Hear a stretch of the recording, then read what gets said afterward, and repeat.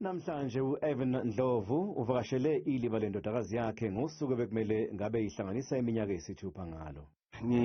Ngibhlungu mama, ngibhlungu.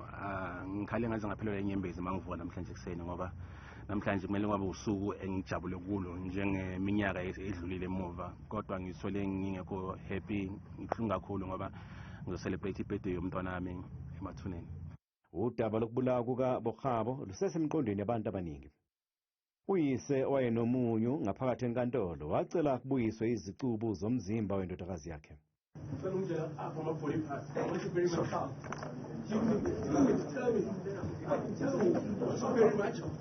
Indodakazi kaNdlovu yanyamalala ngomfumfu ka-2020 yatholwa idlwenguliwe, yabulawa kwaciywa isidumbu sayo.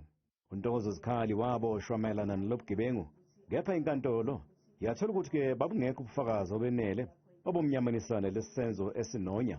uZikhali lamthetha icala. uNdlovu uthi emva kokuba sematheni kwaleli cala einkundleni zokuxhumana nakwabeyindaba becela ubulungiswa, leli cala selibukeka lilibalekile. I-justice system inabantu bayo mama. I-justice system mhlawumbe kuya ngokuthi ubani uconnected nobani wazibani, because mina engisebenzele mawubheka icase ingane yami sealed case, bekungawonke ama-clues, bekunayo yonke evidence ebisiyidinga lana.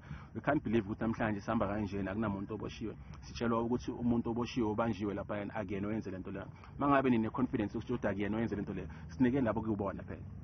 uNdlovu uthi indodakazi yakhe isakhuluma naye emaphusheni namanje usabambelele kulokho. Ngosuku lwayo lokuzalwa uhlobise iliba layo ngombala eyayiwuthanda osawolintshi.